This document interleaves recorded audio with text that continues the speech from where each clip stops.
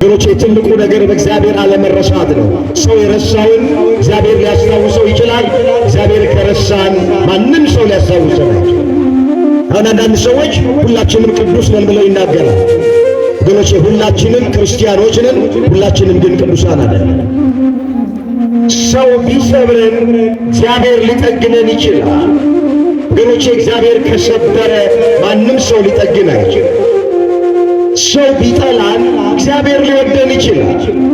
እግዚአብሔር ከጠላን ግን ማንም ሰው ሊወደን አይችልም። ክርስቶስ ይቅር ባይ ነው። ቅዱስ ጳውሎስ ይቅር ባይ ነበረ። ክርስቶስ ትሑት ነው። ጳውሎስም ትሑት ነበረ። ክርስቶስን የምንመስለው በክብር ነው። እንግዲህ የሰው ነው የቅዱሳኑ ሞት በእግዚአብሔር ፊት የከበረ ነው አለ። በቤተ ክርስቲያናችን ብዙ የሚከበሩ በዓላት አሉ። ከነዚህ በዓላት መካከል አንደኛው የተሰበሰብንበት ምክንያት የጻድቁ አባታችን የአቡነ ሐራ ድንግል የዕረፍት የመታሰቢያ ቀናቸው ነው።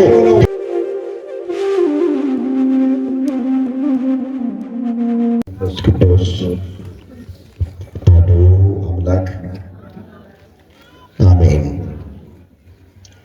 እስኪ አንድ ጊዜ ሁላችንም ጣታችንን በትዕምርተ መስቀል እንሰራና ፊታችንንና መላ ሰውነታችንን አብረን እናማትባለን።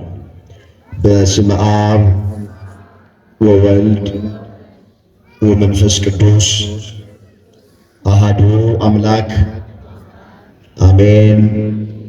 ክርስቶስ ተንሥአ እሙታን አሰሮ ለሰይጣን ሰላም ኮነ። ክርስቶስ በታላቅ ኃይልና ሥልጣን ከሙታን መካከል ተለይቶ ተነሳ። ሰይጣንን አሰረው፣ አዳምንም ነፃ አወጣው።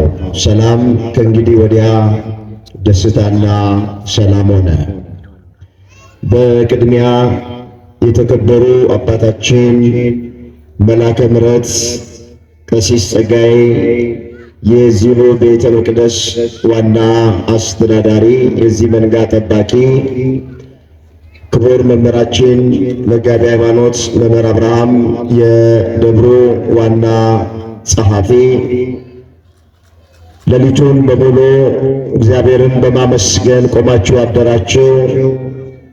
ሊቃውንተ ቤተ ክርስቲያን፣ አባቶች፣ ካህናት፣ ወንድሞች ዲያቆናት፣ መምህራነ ወንጌል፣ ዘማሪያን፣ ዘማሪያት፣ የሰንበት ትምህርት ቤት ተማሪ ወጣቶች፣ በዚህ ቅድስና ስፍራ ላይ ቃሉን ለመስማት ይህንን ታላቅ በዓል ለማክበር ከሩቅም ከቅርብም የተሰበሰባችሁ አባቶች፣ እናቶች፣ እህቶች፣ ወንድሞች፣ ሕፃናትን ጨምሮ በእግዚአብሔር ሰላምታ እንደምን አረፈዳችሁ? እንደምን ሰነበታችሁ? እንደምን ከረማችሁ?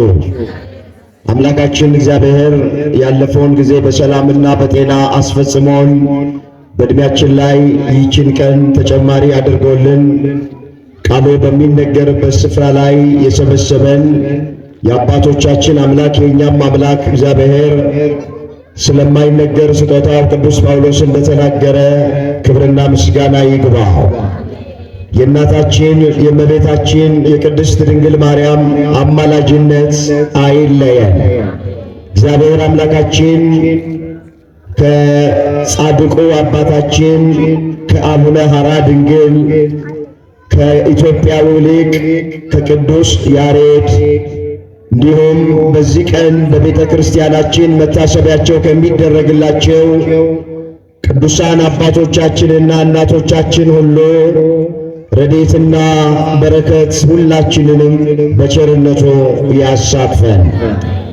የምስጢር ባለቤት እግዚአብሔር አምላካችን በመካከላችን ተገኝቶ የተሰወረውን የወንጌል ምስጢር ለሁላችን ገልጦ እንዲያስተምረን እንዲመክረን የእሱ ቅዱስ ፍቃዱ ይሁንልን። እንኳን አደረሳችሁ።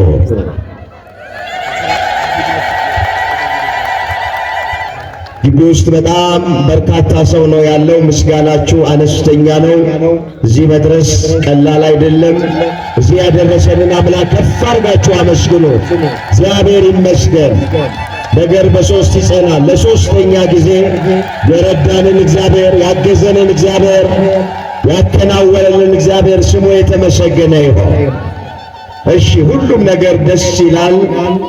ምናየውም ምንሰማውም ነገር ደስ ይላል። ስለ ሁሉ እግዚአብሔር የተመሰገነ ይሁን። አጭር ለሆነ ደቂቃ ነው ማገለግላችሁ። እንዳትጨነቁ ባላችሁበት በእርጋታ ሆኑና ትምህርቱን እንድትከታተሉ በእግዚአብሔር ፍቅር ጠይቃችኋለሁ። የሥራ ቀን እንደሆነ እናውቃለን። ብዙዎቻችሁ ከሥራ ፍቃድ ወስዳችሁም የመጣችሁ ትኖራላችሁ። ከምሳ በኋላ ተመልሳችሁ ለመግባት ማለት ነው። ሌሎቻችሁም ቢሆን ጉዳይ ይኖራችኋልና ያን ግምት ውስጥ በማስገባት አጭር አገልግሎት ነው የምናገለግለው። ስለዚህ ሳትጨነቁ ባላችሁበት ርፍ ብላችሁ ቃሉን እንድትሰሙ በእግዚአብሔር ፍቅር እንጠይቃችኋለን። የአባቶቻችን አምላክ እግዚአብሔር የቃሉን ደጅ ለሁላችን ከፍቶ እንዲያስተምረን የእሱ ቅዱስ ፍቃዶ ይሁንልን።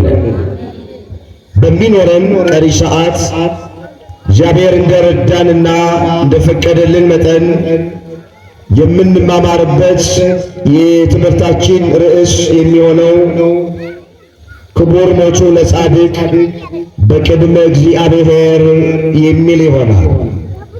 የቅዱሳኑ ሞት በእግዚአብሔር ፊት የከበረ ነው። የዳዊት መዝሙር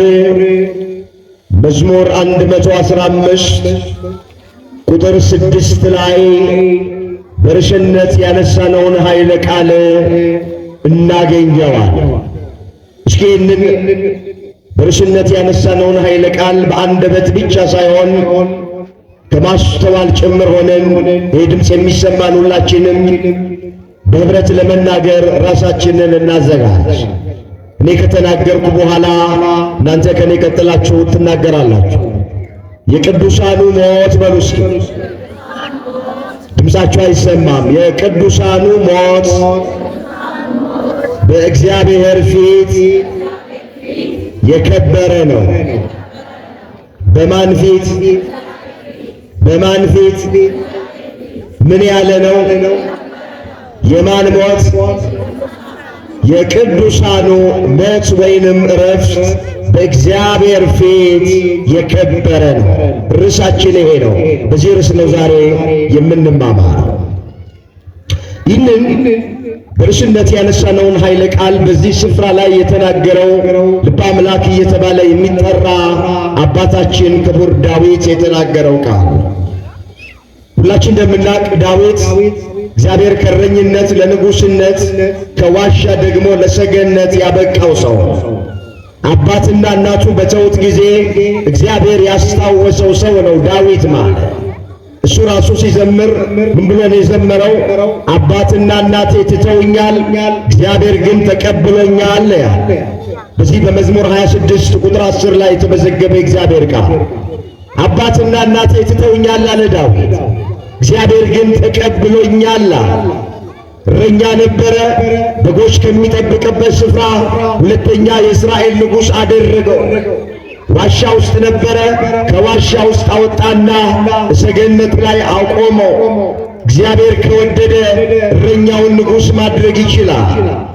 እግዚአብሔር ከወደደ ከዋሻ ውስጥ አውጥቶ ሰገነት ላይ ያቆማል። እናትና አባቱ በተውት ጊዜ እግዚአብሔር አስታወሰው፣ እግዚአብሔር ባረከው፣ እግዚአብሔር ከፍ ከፍ አደረገ። ወገኖቼ ትልቁ ነገር በእግዚአብሔር አለመረሳት ነው። ሰው የረሳውን እግዚአብሔር ሊያስታውሰው ይችላል። እግዚአብሔር ከረሳን ማንም ሰው ሊያስታውሰን አይችልም። ሰው ቢሰብረን እግዚአብሔር ሊጠግነን ይችላል። ወገኖቼ እግዚአብሔር ከሰበረ ማንም ሰው ሊጠግን አይችልም። ሰው ቢጠላን እግዚአብሔር ሊወደን ይችላል። እግዚአብሔር ከጠላን ግን ማንም ሰው ሊወደን አይችልም። አስታውሱ፣ ዳዊትን የተዉት የረሱት እናትና አባቱ ወላጆቹ ናቸው መጽሐፍ ቅዱስ እንደሚናገር። ነገር ግን ወላጆቹ ቢተዉት እግዚአብሔር አስታውሶታል፣ ከፍ ከፍ አድርጎታል፣ ተቀብሎታል። ዳዊትን የተቀበለ አምላክ ሁላችንን በቸርነቱ ይቀበለን። አሜን በሉ። በምሕረቱ እግዚአብሔር ሁላችንን ይቀበለ። እንግዲህ ሰው ነው የቅዱሳኑ ሞት በእግዚአብሔር ፊት የከበረ ነው አለ። ይህን ርዕስ የመረጥንበት ምክንያት ዛሬ በቤተ ክርስቲያናችን ብዙ የሚከበሩ በዓላት አሉ። ከነዚህ በዓላት መካከል አንደኛው የተሰበሰብንበት ምክንያት የጻድቁ አባታችን የአቡነ ሐራ ድንግል የዕረፍት የመታሰቢያ ቀናቸው ነው። ግንቦት 11 ቀን ማለት አንድም ኢትዮጵያዊ ሊቅ ቅዱስ ያሬድ የተሰወረበት ቀን ነው። ፍልፈለ ማህሌት እየተባለ የሚጠራ እንዚራ ለቤተ ክርስቲያን እየተባለ የሚጠራ ለቤተ ክርስቲያን ትልቅ አስተዋጽኦ ያደረገ ድጓውን የሰጠ ጾመ ድጓውን የሰጠ ዝማሬውን መዋሥዕቱን የሰጠ ታላቁ ሊቅ ቅዱስ ያሬድ ዛሬ የተሰወረበት ቀን ነው። ደግሞ ጻድቁ አባታችን አቡነ ሐራ ያረፉበት ቀን ነው። በረከታቸው በሁላችን ላይ ይደር። ከፍ አድርጋችሁ እግዚአብሔርን አመስግኑ። እዚህ ያደረሰን አምላክ ስሙ የተመሰገነ። ስለዚህ በዚሁ መሰረት በነገረ ቅዱሳን ዙሪያ በጣም አጭር ነገር አስታውሳቸዋል። እንድትከታተሉኝ በእግዚአብሔር ፍቅር ጠይቃቸዋል። ወደ ኋላ ላይ ጻድቁ ማን ናቸው የሚለውን ገድላቸው የሚናገረውን ነገር ጥቂት ነገር ደግሞ በመጨረሻ አነሳለሁ። የአባቶቻችን አምላክ እግዚአብሔር በመካከላችን ተገኝቶ እንዲያስተምረን የእሱ መልካም ፈቃድ ይሆናል። በዚህ ርዕስ ውስጥ በመጀመሪያ ቅዱሳን ማለት ማን ናቸው የሚለውን እናያል። ሁለተኛ ለምን እናከብራቸዋለን እሱ እንመለከታለን። ሶስተኛና የመጨረሻ ቃል ኪዳናቸው ምንድነው የሚለውን ተመልክተን የጻድቁን ታሪክ ባጭሩ አንስተን ለዛሬ ትምህርታችንን እንጠቀልላለን። እንግዲህ ሁላችን እንደምናውቅ ቅዱሳን እነማን ናቸው ስንል እኔ ቅዱስ ነኝና እናንተም ቅዱሳን ሁኑ ባለው ቃል መሰረት ራሳቸውን ለእግዚአብሔር የለዩ በቅድስና በንጽህና የኖሩ እነሱ ቅዱሳን ተብለው ይጠራል። በዚህ በኦሪት ዘሌዋውያን ምዕራፍ 19 ቁጥር 2 ላይ ስትመለከቱ አምላካችን እግዚአብሔር ለሊቀ ነቢያት ለሙሴ እንዲህ ብሎታል። እኔ አለ ቅዱስ ነኝና እናንተም ቅዱሳን ሆኑ አለ። እስኪ እኔ በሉ ቅዱስ ነኝና እናንተም ቅዱሳን ሆኑ። ይህ የእግዚአብሔር ቃል እግዚአብሔር በባህሪው እቀደስ አይል ቅዱስ ነው፣ እክብር አይል ክቡር ነው፣ እነግሥ አይል ንጉሥ ነው፣ እጸድቅ አይል ጻድቀ ባህሪ ነው። እግዚአብሔር የእግዚአብሔር ቅድስና የባህሪው ነው። ከማንም ያልወሰደው ከማንም ያልተቀበለው ነው። ይሄ በባህሪው ቅዱስ የሆነ አምላክ እኛ ቅዱሳን እንድንሆንለት ይፈልጋል። ስለዚህ ምን አለ? እኔ ቅዱስ ነኝና እናንተም ቅዱሳን ሆኑ አለ። በዚሁ መሰረት ራሳቸውን በጽድቅ ያኖሩ በንጽህና ያኖሩ ክርስቶስን መስለው የኖሩ በቤተ ክርስቲያናችን ቅዱስ ተብለው ይጠራል። መላእክቱ ቅዱስ ተብለው ይጠራሉ። ቅዱስ ሚካኤል፣ ቅዱስ ገብርኤል፣ ቅዱስ ሩፋኤል እያልን እንጠራቸዋል። ደግሞ ከሰዎች መካከል እንደነ ተክለ ሃይማኖት ያሉት እንደነ ገብረ መንፈስ ቅዱስ ያሉት እንደነ ቅዱስ ጊዮርጊስ ያሉት በዛሬው ቀን የዕረፍት በዓላቸውን የምናስበው እንደ አቡነ ሐራ ያሉት ቅዱሳን ተብለው ይጠራሉ። ቅዱስ ማለት የቃሉ ፍቺ የተለየ፣ የተመረጠ፣ የተመሰገነ ማለት።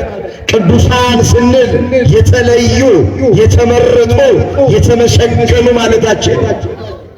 አሁን አንዳንድ ሰዎች ሁላችንም ቅዱስ ነን ብለው ይናገራል።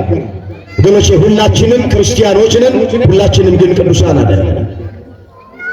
ሁላችንም በ40 እና በ80 ቀን ከማኅፀነ ዮርዳኖስ ከአብራከ መንፈስ ቅዱስ በጥምቀት ዳግም ስንወለድ ክርስቲያን ሆነናል። ግን ቅዱስ ለመባል ወገኖቼ በቅድስና መኖር ያስፈልጋል። ምንድነው ያለው ሐዋርያው ቅዱስ ጳውሎስ? እኔ ክርስቶስን እንደምመስለው እናንተም እኔን ምሰሉ ነው። አንደኛ ቆሮንቶስ ምዕራፍ 11 ቁጥር 1 ላይ እኔ ክርስቶስን እንደምመስለው እናንተም እኔን ምሰሉ ነው። ስለዚህ ቅዱስ ጳውሎስ ክርስቶስን መስሎታል። በመልክ አይደለም፣ በግብር ነው የመሰለው። በኑሮ በሕይወት ነው የመሰለው። ክርስቶስ ፍቅር ነው። ቅዱስ ጳውሎስም ፍቅር ነበረ። ክርስቶስ ይቅር ባይ ነው። ቅዱስ ጳውሎስ ይቅር ባይ ነበረ። ክርስቶስ ትሑት ነው። ጳውሎስም ትሑት ነበረ። ክርስቶስን የምንመስለው በግብር ነው። ስለዚህ ክርስቶስን የመሰሉት እንደ ቃሉ እንደ ሐሳቡ የተመላለሱት ፈቃደ ሥጋቸውን ለፈቃደ ነፍሳቸው ያስገዙት በቤተ ክርስቲያናችን በመጽሐፍ ቅዱስም ቅዱሳን እየተባሉ ይጠራሉ። ንገሩኝ፣ ማን እየተባሉ ይጠራሉ? ቅዱሳን ተብለው ይጠራል። ስለዚህ ቅዱስ ብለን ወይም ቅዱሳን እነማን ናቸው ስንል ክርስቶስን የሚመስሉ ፈቃደ ሥጋቸውን ለፈቃደ ነፍሳቸው ያስገዙ ለሥጋቸው ሐሳብ የኖሩ ሳይሆን ለነፍሳቸው የኖሩ ለምድራዊ ነገር የኖሩ ሳይሆኑ ለሰማያዊ ነገር የኖሩ ስለ ክርስቶስ እየመሰከሩ ስለ እግዚአብሔር እየመሰከሩ ዕድሜ ዘመናቸውን በጾምና በጸሎት የኖሩ ሞገስ ያላቸው በእግዚአብሔር ፊት ተቀባይነት ያላቸው በእግዚአብሔር ፊት ቃል ኪዳን የተገባላቸው በእግዚአብሔር ፊት እነሱ ቅዱሳን እየተባሉ ይጠራሉ። ንገሩኝ፣ ማን እየተባሉ ይጠራሉ? ቅዱሳን። ባጭሩ ቅዱሳን እነማን ናቸው ስንል አሁን ከላይ እንዳየነው ወደ ሁለተኛው ሄዳል። ለምንድን ነው የኢትዮጵያ ኦርቶዶክስ ተዋሕዶ ቤተክርስቲያን ቅዱሳንን የምታከብራቸው? አንዳንድ ሰዎች ቅዱሳንን ስናከብር ልክ ባዕድ አምልኮ እንደምናመልክ ጣዖት እንደምናመልክ ከመጽሐፍ ቅዱስ ሐሳብ ውጪ እንደሆንን ስለ አዲስ ኪዳን እንዳልተረዳን አድርገው ሊነግሩን የሚወዱ አንዳንድ የዋህ ምስኪን ሰነፎች አሉ። ወገኖቼ ቤተ ክርስቲያን ቅዱሳንን የምታከብረው መጽሐፍ ቅዱስ ስለሚያዝ፣ መጽሐፍ ቅዱስ ስለሚፈቅድ፣ በወንጌል ስለተመዘገበ ስለተጻፈ ነው። ጥቂት ነገር አስታውሳቸዋለሁ ቅዱሳንን የምናከብርበት ምክንያት። በመጀመሪያ እንደዚህ ይላል እዚህ ሮሜ ምዕራፍ 8 ቁጥር 29 ላይ የተመዘገበ እግዚአብሔር ቃል ልጁ በብዙ ወንድሞች መካከል ሲኖር የልጁን መልክ እንዲመስል አስቀድሞ ወስኗል አለና፣ እነዚህ አስቀድሞ የወሰናቸውን ጠራቸው፣ የጠራቸውን አጸደቃቸው፣ ያጸደቃቸውን እነሱን ደግሞ አከበራቸው ብለው ሐዋርያው ቅዱስ ጳውሎስ በሮሜ መልእክቱ ምዕራፍ 8 ቁጥር 29 ጀምሮ ተናግሯል። ይላችሁ ቅዱሳንን የጠራ እግዚአብሔር ነው፣ የመረጠ እግዚአብሔር ነው፣ ያጸደቀ እግዚአብሔር ነው፣ ያከበረም ደግሞ እግዚአብሔር። አስቀድሞ ጠራቸው አለ፣ ከዛ መረጣቸው አለ፣ ከዚያ አጸደቃቸው አለና ሲጠቀልለው ምን አለ? የጠራቸው እነዚህን አከበራቸዋል። ምን አደረጋቸው? መስክሩላችሁ፣ ምን አደረጋቸው? ስለዚህ ቅዱሳንን ያከበራቸው አስቀድሞ ማን ነው? እግዚአብሔር ስላከበራቸው እኛ ምን እናደርጋቸዋለን? ምን እናደርጋቸዋለን? እስኪ ክብር ስጧቸው። ለጻድቁ አባታችን ለአቡነ ሐራ ድንግል ክብር ስጧቸው። ስትጠየቁ ኦርቶዶክሳውያን ቅዱሳንን ለምንድን ነው የምታከብሩት ተብላችሁ ስትጠየቁ አስረግጣችሁ መልስ መስጠት አለባችሁ። ያፈራችሁበት ዘመን ይበቃል። በሃይማኖታችሁ አንገታችሁን የደፋችሁበት ዘመን ይበቃል። ማንም ሰው ዝም ብሎ አፉን የሚያላቅቅበት ዘመን መብቃት አለ። ስለ ሃይማኖታችሁ ጠንቅቃችሁ ማወቅ አለባችሁ። ከልምድ ሃይማኖት እንደው ከአባት ከእናት የወረስኩት ነው ብሎ ከማለት ብቻ ወጥተን የምናደርጋትን ነገር የምንፈጽማትን አምልኮት በሙሉ በደንብ ማወቅ አለ። ቤተ ክርስቲያን ውስጥ የሚያሳፍር ነገር ምንም ከመጽሐፍ ቅዱስ ውጪ የሆነ ምንም ነገር። ስለዚህ ቅዱሳንን ቤተ ክርስቲያን የምታከብራቸው እግዚአብሔር አስቀድሞ ስላከበራቸው።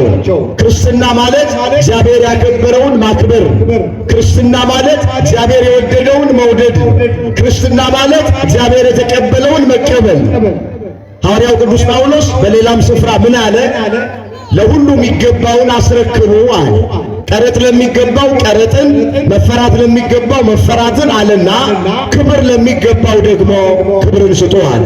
እዛ ሮሜ 13 ቁጥር 7 ላይ የተመዘገበ የእግዚአብሔር ቃል ቃሉን ደግመዋል። ለሁሉ የሚገባውን አስረክቡ አለ። ቀረጥ ለሚገባው ቀረጥን አስረክበዋል። ግብር ለሚገባው ግብርን ስጡዋል። መፈራት ለሚገባው መፈራትን ስጧል። መጨረሻ ላይ ደግሞ ክብር ለሚገባው ደግሞ ክብርን ስጧል። በመጀመሪያ ክብር የሚገባው ለክብር ባለቤት ለሰራዊት ጌታ ለአምላካችን ለእግዚአብሔር ነው። ከዛ በኋላ ደግሞ ክብር የምንሰጠው እሱ ላከበራቸው ክብር እንሰጣለን። ከሁሉ አስቀድሞ ያከበራት ድንግል ማርያም ወላዲተ አምላክ ናት። ክብር ይግባት። አመስግኗት እናታችንን ድንግል ማርያም ወላዲተ አምላክ። ከዛ ደግሞ ቅዱሳን መላእክቱን እናከብራለን። ከሰዎች መካከል ቅዱሳኑን፣ ጻድቃኑን፣ ሰማዕታቱን እናከብራቸዋለን። ለምን? መጽሐፍ ክብር ለሚገባው ክብር ስጡ ስለሚል ማለት። የመጨረሻውን እንመለከታለን። ስለ ቃል ኪዳናቸውና ስለ መታሰቢያቸው መጽሐፍ ቅዱስ ምንድን ነው? እንግዲህ ቤተ ክርስቲያን የቅዱሳንን መታሰቢያ ታደርጋለች። የዕረፍታቸውን መታሰቢያ ታደርጋለች። የተወለዱበት ቀንን መታሰቢያ ታደርጋለች። ቃል ኪዳን የተገባላቸውን ቀን መታሰቢያ ታደርጋለች። ለምንድን ነው የምታደርገው ስንል መጽሐፍ ቅዱስ የጻድቅ መታሰቢያው ለበረከት ነው ተብሎ ስለተጻፈ በዚህ በመጽሐፈ ምሳሌ በምዕራፍ 10 ቁጥር 7 ላይ ጠቢቡ ሶሎሞን ሲናገር ምን አለ? የጻድቅ መታሰቢያው ለበረከት ነው፣ የኃጥአን ስም ግን ይጠፋል። እስኪ ላስቸግራችሁ፣ ይህን ቃል ከኔ ቀጥላችሁላችሁም ተናገሩ። የጻድቅ በሉ። ያልተናገረ ሰው አለ? የጻድቅ መታሰቢያው ለበረከት ነው፣ የኃጥአን ስም ግን ይጠፋል። ምን ይላል? የጻድቅ መታሰቢያው ለምንድን ነው? የጻድቁ አባታችን የአቡነ ሐራ ድንግልን የዕረፍት በዓል መታሰቢያ የምናደርገው ምን ለማግኘት ነው? መጽሐፍ ቅዱስ እንደሚል ምን ለማግኘት ነው? የጻድቁ በረከት ከሁላችን ጋር ይሁን። የጻድቅ መታሰቢያው ለበረከት ነው፣ ለገማይ። ስለዚህ ያረፉበትን ቀን በቤተ ክርስቲያን የጻድቃንን የቅዱሳንን መታሰቢያ ነው መጽሐፍ ቅዱስ ስለሚያዝ። የተወለዱበትን ቀን መታሰቢያ፣ ቃል ኪዳን የተገባላቸውንም ቀን ቤተ ክርስቲያን መታሰቢያ ታደርጋለች። ይሄ መጽሐፍ ቅዱስ ስለሚፈቅድ ነው። ይሄ መጽሐፍ ቅዱስ ስለሚያዝ ነው። መጽሐፍ ከመረጥኳቸው ጋር ቃል ኪዳንን አደረግኩኝ ነው። እግዚአብሔር የኪዳን አምላክ ነው። በመዝሙር 88 ቁጥር 3 ላይ የተመዘገበ ቃል ከመረጥኳቸው ጋር ቃል ኪዳንን አደረግኩኝ። እንግዲህ ከምርጦቹ መካከል አንዱ ዛሬ የዕረፍት መታሰቢያቸው የሚደረግ ጻድቁ አባታችን አቡነ ከድንግል ማርያም ጋር ያገባው ቃል ኪዳን አለ ወገኖቼ። ከተክለ ሃይማኖት ጋር፣ ከገብረ መንፈስ ቅዱስ ጋር፣ ከቅድስት አርሴማ ጋር፣ ከሊቀ ሰማዕታት ከቅዱስ ጊዮርጊስ ጋር፣ ከሰማዕቱ ከቅዱስ እስጢፋኖስ ጋር ስንቱን ልተርክላችሁ። ከመረጥኳቸው ጋር ቃል ኪዳንን አደረግኩ አለ እግዚአብሔር። ከሁሉም ጋር ቃል ኪዳን አያደርግም እግዚአብሔር። ከመረጣቸው ጋር ነው እግዚአብሔር ቃል ኪዳን የሚያደርግ። በንጽሕና በቅድስና ላመለኩት እሱን ለመሰሉት እንደ ሕጉ እንደ ትእዛዙ ለኖሩት በቅድስና ሕይወት ለተመላለሱት ለምርጦቹ እሱ ቃል ኪዳን ይገባል፣ ቃል ኪዳን ያደርግላቸዋል። እኛ የቃል ኪዳናቸው ተጠቃሚ ለመሆን መታሰቢያቸውን በቤተ ክርስቲያን እናደርጋለን። ለምን? መጽሐፍ እናንተን የሚቀበል እኔን ይቀበላል፣ እኔን የሚቀበል የላከኝን ይቀበላል፣ ነቢይን በነቢይ ስም የሚቀበል የነቢዩን ዋጋ ይወስዳል፣ ጻድቁን በጻድቅ ስም የሚቀበል የጻድቁን ዋጋ ይወስዳል። ከነዚህ ከታናናሾች ለአንዱ ደቀ መዝሙር ስም ቀዝቃዛ ውሃ የሚያጠጣ እውነት እላችኋለሁ ዋጋው አይጠፋበትም ተብሎ በማቴዎስ ወንጌል ምዕራፍ 10 ቁጥር 40 ላይ ተመዝግቧል። ቃሉን አስተውሉት። ደግመዋል። ለጊዜው ለደቀ መዛሙርቱ የተነገረ ቃል ነው። ለፍጻሜው ስለ ሁላችን የሚነገር ቃል። እናንተን የሚቀበል አላቸው ደቀ መዛሙርቱን ሐዋርያቱን፣ እኔን ይቀበላል አለ ኢየሱስ ክርስቶስ። እኔን የሚቀበል ደግሞ የላከኝን ይቀበላል አለ። አንዳንድ ሰዎች ጌታን ተቀበይ፣ ጌታን ተቀበል ብለው ይናገራል። ግን ጌታ የተቀበላቸውን ቅዱሳንን መቀበል አይፈልግም። ቃሉን አስተውሉት። እናንተን የሚቀበል እኔን ይቀበላል ነው ያለው። ቅዱሳንን ሳይቀበሉ ጌታን ተቀብያለሁ ማለት አይቻልም፣ እንደ መጽሐፍ ቅዱስ ሐሳብ መሰረት። ለምን? ቃሉ እናንተን ይቀበላል፣ ቅዱሳኑን ሐዋርያቱን እኔን የተቀበለ ነው። እኔን የሚቀበል ደግሞ የላከኝን ይቀበላል ብለዋል። ከዛ በጻድቁ ስም አለ ቀዝቃዛ ውሃ የሚያጠጣ ሰው ቢኖር ዋጋው አይጠፋበትም አለ። ጻድቁን በጻድቅ ስም የሚቀበል አለ የጻድቁን ዋጋ ያገኛል አለ። ስለዚህ ቃል ኪዳናቸው ተጠቃሚ ለመሆን በረከት ለማግኘት በጻድቁ ስም የተራበ እናበላለን፣ የተጠማ እናጠጣለን፣ ለቸርነት እናደርጋለን፣ ለቤተ ክርስቲያን የሚገባውን ነገር እንሰጣለን። ለምን? የጻድቁን ዋጋ ለማግኘት። እነሱ ተጋድለው ወገኖቼ በሰይፍ አንገታቸው ተቀልጠው እሳት ነዶባቸው በመንኮራኩር ተፈጭተው በብዙ ጻር በብዙ ድካም በብዙ ውጣ ውረድ ያገኙትን ትልቅ ዋጋና በረከት እኛ በስማቸው ጥቂት ነገር አድርገን በረከታቸውን እንድናገኝ አምላካችን እግዚአብሔር ፈቅዶልናል። አመስግኖት። ክብር ምስጋና ለስሙ። እግዚአብሔር የተመሰገነ። እንመለስ አሁን ወደምፈልገው ነገር ነው። የቅዱሳን ሞት በእግዚአብሔር ፊት የከበረ ነው። እንግዲህ ሶስት ዋና ነገሮች አይተናል። ቅዱሳን እነማን ናቸው? እሱን አይተናል። ለምን እናከብራቸዋለን? እሱን ተመልክተናል። ቃል ኪዳናቸው ምን ይመስላል? እሱን አይተናል። ዛሬ የምናከብረው በዓል ምንድን ነው? የተሰበሰብንበት ምክንያት እሱን በጥቂቱ ጠቁማቸው። እንግዲህ ዛሬ በመግቢያ እንደተናገርኩት ብዙ በዓላት በቤተ ክርስቲያን ይከበራል። እኛ የተሰበሰብነው በዚህ ስፍራ ላይ ባልሳሳት ከ4 ወር በፊት የገባ የጻድቁ አባታችን የአቡነ ሐራ ድንግል ጽላት ዛሬ በስማቸው በታነጸው አብያተ ክርስቲያናት በሙሉ ታቦተ ሕጉ ወጥቶ ትልቅ ክብረ በዓል ይደረጋል።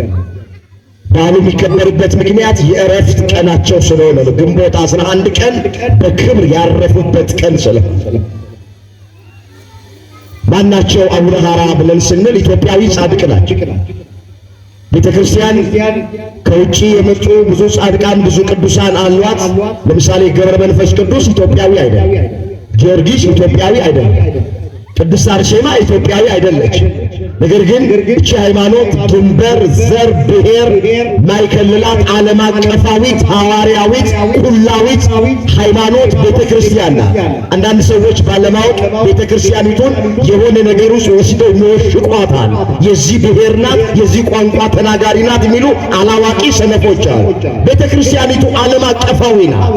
የአንድ ቋንቋ ተናጋሪ፣ የአንድ ብሔር፣ የአንድ ጎጥ አይደለችም የኢትዮጵያ ኦርቶዶክስ ተዋሕዶ ቤተ ክርስቲያን። ለዚህ ምስክሩ የውጭ ቅዱሳን ካሉ ጻድቃን ካሉ ተቀብላ ታከብራቸዋለች። እንዳልኳቸው አርሴማ ኢትዮጵያዊ አይደለችም። ጊዮርጊስ ኢትዮጵያዊ አይደለም። ብዙ ቅዱሳን አሉ እና አቡነ አረጋዊ ኢትዮጵያዊ አይደለም። ግን በሀገራችን በኢትዮጵያ በጣም ይከበራል። ግን ከኢትዮጵያ ካፈራቻቸው ቅዱሳን መካከል ተክለ ሃይማኖት አንዱ የመጀመሪያው ናቸው። ዛሬ እረፍታቸው የምናከብረው ደግሞ ጻድቁ አባታችን አቡነ ሐራ ድንግልም ኢትዮጵያዊ ጻድቅ ናቸው። ክብር ይግባቸው፣ አመስግኗቸው። ታላቅ አባት፣ ታላቅ የበረከት አባት ናቸው። የሰበሰበን የእሳቸው በዓል ነው፣ እረፍታቸው ነው ዛሬ የሰበሰበ። እናታቸው ወለተ ጊዮርጊስ ተብለው ይጠራል። ገድሉን ስናነብ የምናገኘው የጻድቁ አባታችን የአቡነ ሐራ ድንግል አባታቸው ዮሐንስ ተብለው ይጠራል። መጽሐፍ ቅዱስ እንደሚነግረን ሶስት ወንድ ማነው ገድላቸው እንደሚነግረን 3 ወንድና 3 ሴት ልጆች ነበሯቸው ይላል። ዮሐንስና ወለተ ጊዮርጊስ የጻድቁ ወላጆች ማለት ከስድስቶቹ ልጆች መካከል እግዚአብሔር የባረከላቸው ወገኖቼ ጻድቁ አባታችን አቡነ ሐራን ድንግል ነው። ብዙ ልጅ ልንወልድ እንችላለን። ሁሉም ልጅ ላይባረክ ይችላል። እግዚአብሔር ከወለድናቸው ልጆች መካከል አንዱንም ሁለቱንም ሊባርክ ይችላል። ይሄ የማን ፈቃድ ነው? ይሄ የማን ምርጫ ነው? አዎ 6 ልጆች 3 ወንድ 3 ልጆች ነበሯቸው። 3 ሴት ልጆች ነበሯቸው። ጻድቁ አባታችን አቡነ ሐራ ድንግል የተለዩ ገና ከሕፃንነታቸው ከልጅነታቸው ጀምሮ እግዚአብሔር መንፈስ ቅዱስ ያደረባቸው ለእግዚአብሔር የተለዩ እጅግ ልዩ ሰው ነበሩ ብሎ ገድላቸው ይናገራል። ከሕፃንነታቸው ጀምሮ ወደ እግዚአብሔር ፊታቸውን የመለሱ ለመንፈሳዊ ነገር ቅድሚያ የሚሰጡ የጸሎት የጾም ወደ ገዳም የመሄድ ነገር የሚያዘወትሩ እንደሆነ ገድሉ በስፋት ይናገራል። መጽሐፍ ስለ እኔ ሲል ቤቱን፣ ንብረቱን፣ እናቱን፣ አባቱን፣ ወንድሙን፣ እህቱን፣ ልጁን፣ እርሻውን የተወ 100 እጥፍ ይቀበላል ተብሎ በማቴዎስ ወንጌል ምዕራፍ 19 ቁጥር 29 ላይ እንደተመዘገበ ጻድቁ አባታችን አቡነ ሐራ ድንግል ስለ እግዚአብሔር ስም ሲሉ እርሻቸውን አለኝ የሚሉትን ነገር በሙሉ ትተው ወደ ገዳም ገብተው መላ ዘመናቸውን በጸሎት በጾም ወገኖቼ በስግደት በመንፈሳዊ ተግባር ያሳለፉ በእግዚአብሔር ፊት ሞገስ ያላቸው ተቀባይነት ያላቸው የተወደዱና የተመረጡ አባት ናቸው። የጻድቁ በረከት በሁላችን ላይ ይደርብን።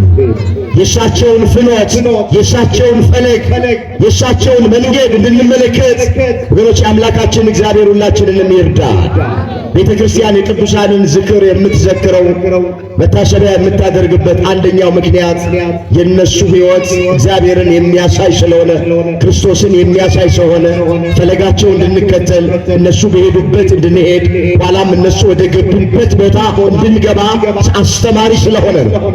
ለምን መጽሐፍ ምንድነው የሚለው? የእግዚአብሔርን ቃል የተናገሯችሁን ዋኖቻችሁን አስቡ፣ የኖራቸውን ፍሬ እየተመለከታችሁ በእምነታቸው ምሰሏቸው ነው። ዕብራውያን 13 ቁጥር 7 ላይ የተመዘገበ እግዚአብሔር ቃል። እስኪ ከኔ ቀጥላችሁ ይህንን ቃል ተናገሩት። የእግዚአብሔርን ቃል በሉስ። የተናገሯችሁን ዋኖቻችሁን አስቡ፣ የኖራቸውን ፍሬ እየተመለከታችሁ በእምነታቸው ምሰሏቸው። በእምነታቸው ምን በሏቸው? ስለዚህ ቅዱሳንን መምሰል የተፈቀደ ነው። ጻድቃንን መምሰል የተፈቀደ ነው። መጽሐፍ ቅዱሳዊ ነው። ሰማዕታቱን የክርስቶስን ምስክሮች መስሎ መገኘት የተፈቀደ ነው። የእግዚአብሔርን ቃል የተናገሯቸውን ዋኖቻችሁን አስቡ። ዋኖች በብሉይ ኪዳን ነቢያት ናቸው። በአዲስ ኪዳን ሐዋርያት ናቸው። ዋኖች የተባሉ ከዚያም ቅዱሳኑ ናቸው፣ ጻድቃኑ ናቸው፣ ሰማዕታቱ ናቸው። እነሱ ናቸው እግዚአብሔርን ቃል የተናገሩን ዋኖች የሚላቸው መጽሐፍ። የኖራቸውን ፍሬ እየተመለከታቸው በእምነታቸው ምሰሏቸው። ተክለ ሃይማኖትን መምሰል የተፈቀደ ነው። ገብረ መንፈስ ቅዱስን መምሰል የተፈቀደ ነው። አቡነ ሐራ ድንግልን መምሰል የተፈቀደ ነው።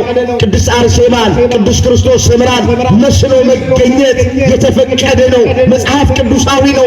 የሚያሳፍር ነገር የለውም። አንገት የሚያስደፋ ነገር የለውም። ቅዱስ ያሬድን መምሰል የተፈቀደ ነው። እግዚአብሔር ቃል የነገሩን ዋኖች እነ ቅዱስ ያሬድ ናቸው።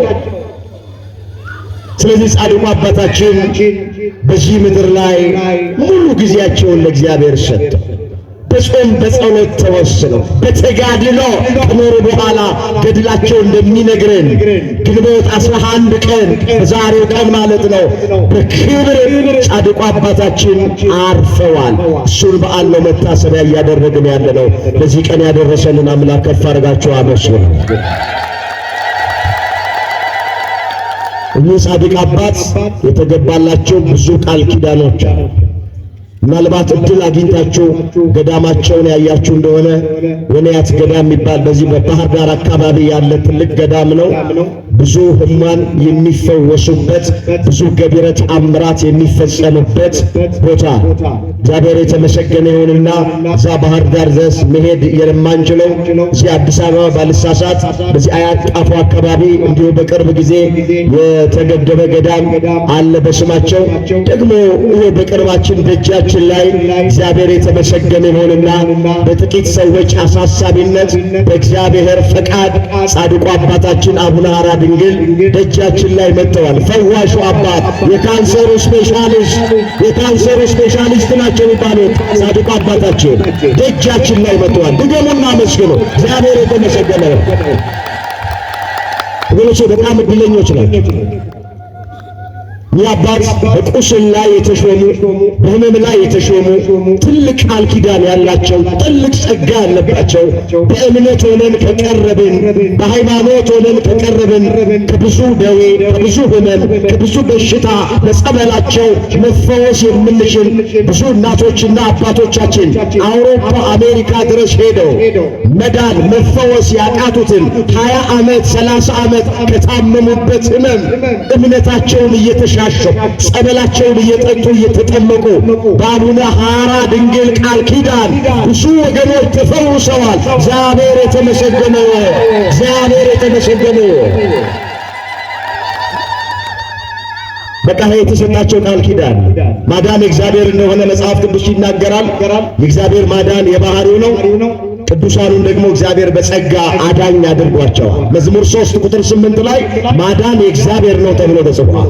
ማዳን የማን ነው? ንገሩ። ማዳን የማን ነው? የእግዚአብሔር ነው። አዎ የእግዚአብሔር ማዳን የባህሪው ነው። ከማንም ያልተቀበለው ነው፣ የራሱ ነው። ግን ቅዱሳኑ፣ ጻድቃኑ፣ ሰማዕታቱ በተሰጣቸው ጸጋ ደግሞ ያድናል። መላእክቱ ያድናል። ለምን ዳዊት ምን አለ? የእግዚአብሔር መልአክ በሚፈሩት ሰዎች ዙሪያ ይሰፍራል ያድናቸውማል። ስለዚህ መላእክትም ያድናሉ። የእግዚአብሔር ማዳን ሌላ ነው፣ የቅዱሳኑ ማዳን ሌላ ነው። ስለዚህ እኚህ ጻድቅ ሕመምን በሽታን የሚያድኑ የሚፈውሱ ትልቅ ቃል ኪዳን የተሰጣቸው ናቸው። በካንሰር ሕመም ተይዘው የነበሩ ብዙ ወገኖቻችን ተፈውሰዋል። እምነታቸውን ተሻሽተውት ጸበላቸውን ጠጥተው ተጠምቀውት ከኪንታሮት ከነቀርሳ ከኩላሊት ወገኖች ስንቱን ልተርክላችሁ ምስክርነት በየቦታው እየሰጡ ነው ያሉት። ምናልባት በተለያየ ደዌ በተለያየ በሽታ በተለያየ ሕመም የተያዛችሁ ሰዎች ይኸው ደጃችሁ ላይ ጸበሉ መጥቷል። በቃል ኪዳናቸው አምናችሁ በእግዚአብሔር አምናችሁ እግዚአብሔር ፈዋሽ ነው፣ እግዚአብሔር አዳኝ ነው፣ እግዚአብሔር መሐሪ ነው፣ የሚሳነው ነገር የለም ብላችሁ አምናችሁ ከመጣችሁ ትናንት ይሰራ የነበረ አምላክ ዛሬም ይሰራል። ትናንት ይፈውስ የነበረ አምላክ ዛሬም ይፈውሳል። ለሐኪሞች ያልተሻለ፣ ለሰው ያልተሻለ፣ ለመርፌ ለኪኒን ያልተሻለ ለእግዚአብሔር ይቻላል። አመስግኑ። እግዚአብሔር የሚሻለው ነገር ሁሉ ነገር ለእግዚአብሔር ቀላል። አምላካችን እግዚአብሔር እሱ ባወቀ እሱ በፈቀደ የእኝን ታላቅ ቃል ኪዳን ያላቸውን አባት ጽላታቸውን በዚህ ቦታ እንዲመጣ ያደረጉትን ሁሉ ከመላከ ምሕረት ከደብሩ አስተዳዳሪ ጀምሮ በገንዘባቸውም በጉልበታቸውም ዋጋ የከፈሉትን አንድ ጊዜ ከፍ አድርጋችሁ እስኪ አመስግኑ። ከፍ አድርጋችሁ እኛም ደግሞ በጻድቁ ቃል ኪዳን እንድንጠቀም አምላካችን እግዚአብሔር ሁላችንን በቸርነቱ ይርዳል። የቅዱሳኑ ሞት በሉ እስኪ በእግዚአብሔር ፊት የከበረ ነው። እንግዲህ ዛሬ የጻድቁ አባታችን የአቡነ ሐራ ድንግል የዕረፍት በዓል የከበረ ስለሆነ መጽሐፍ ቅዱስ እንደሚናገር እኛም ይኸው በረከት እያገኘን እኛም እየከበርን እየተባረክን ያለነውና ገና 4 ወሩ ነው። እንግዲህ ቅዳሴውንም በማድረግ መታሰቢያውንም በማድረግ ለአገልግሎቱ የሚያስፈልገውን ነገርን በማድረግ እየቀረባችሁ ምን እናድርግ ምን እንስራ እያላችሁ ጻድቁን በደንብ ማስተዋወቅ ያስፈልጋል። ቅርብ ጊዜ ነው ወደዚህ የመጡት። ወደ አዲስ አበባ እንግዲህ ከታወቁ በጣም ቅርብ ጊዜ ነው። እኛ ኦርቶዶክሳውያን ክርስቲያኖች ማስተዋወቅ አለብን። በእውነት ሰነፎች ስለሆንን ስራ ስላልሰራን እንጂ ቤተክርስቲያኒቱ ብዙ ነገር መሸጥ ትችላለች። ብዙ ሀብት አላት፣ ብዙ ንብረት አላት፣ ብዙ የሚጎበኝ ነገር አላት፣ ብዙ ታሪክ፣ ብዙ ምስክርነት አላት ቤተክርስቲያኒቱ። ያው ስላልሰራን ስራ ሰነፍ ስለሆንን ነው አንዳንዶቻችን እንጂ ከዚህ በላይ ቤተክርስቲያኒቱ ለዓለም ማስተዋወቅ እንችላለን። የአባት ለኦርቶዶክሳውያን ብቻ አይደለም፣ በሃይማኖት ለማይመስላቸው ሁሉ ለመዳን ምክንያት የሆኑ ናቸው። አንድ እውነተኛ ምስክርነት ልስጣችሁ። ልጅቷ የሌላ እምነት ተከታይ ናት። ጡቷን ያማታልና ስትመረመር በጊዜ ሕክምና ካላደረግሽ ወደ ካንሰር ይለወጥብሻል ብለው ይሏት እና አንድ ኦርቶዶክስ ጓደኛ አላት። ትነግራታለች ጡቷን እንደሚያማት ማለት ግድ የለም አቡነ ሐራ የሚባሉ ጻድቅ አሉ። እምነታቸው በጣም ፈዋሽ ነው። እሱን አምጥቼ እሰጥሻለሁ፣ ትቀበያለሽ፣ በእምነት ትቀበያለሽ፣ ትድኛለሽ ትላታለች። አምጪልኝ አምናለሁ ትላለች። ሄዳ እምነቱን ታመጣና ትሰጣለች። ያንን እምነት ትቀባለች። ከተቀባች በኋላ 3 ቀን እዛው ሐኪም ቤት ሄዳ ምርመራ ስታደርግ ካንሰር የሚባል ነገር የለብሽም ብለዋል። እግዚአብሔር የተመሰገነ ይሁን። ይህን በጆሮአችን የሰማነውን ምስክርነት ነው የምንሰጣችሁ። ስለዚህ በእኚህ ጻድቅ እምነትና ጸበል ያልተፈወሰ ሰው ብዙዎቹ ብዙ ዓመት ነው 20-30 ዓመት ሲሰቃዩ የነበሩ ቆሞ ማሄድ ማይችሉ የሚቃጠሉ እንቅልፍ የሌላቸው ቁጭ ብለው የሚያድሩ የነበሩ እምነት በተለይ እምነታቸው በጣም የተለየ ነው። ቃል ኪዳናቸው በእምነታቸው ላይ ነው ያለው። እሱን ተሻሽተው ተቀብተውት ብዙዎቹ ተፈውሰዋል። እዚህ ውስጥ ብዙ አይነት ችግር ያለብን ጥያቄ ይዘን የመጣን ሰዎች አለን ወገኖቼ። እኛ ለሌላ ሰው አጨብጭበን ለሌላ ሰው እልል ብለን ካመንን ለእኛም ይጨበጨባል፣ ለእኛም እልል ይባላል። እግዚአብሔር ከባድ ነገር ነገር አይጭንብንም። የሚፈልገው ከኛ እምነት ነው። እምነቱ ደግሞ እግዚአብሔር የሚሳነው ነገር የለም። ሁሉን ቻይ ነው። ያድነኛል፣ ይፈውሰኛል ብለን አምነን ጻድቁን አክብረን ከመጣን እግዚአብሔር ፈዋሽ ነው፣ አዳኝ ነው። በተለያየ ደዌ የተያዝነውን አምላካችን እግዚአብሔር በመገላገያው ይገላግለን። እግዚአብሔር የምህረት እጁን ይላክልን።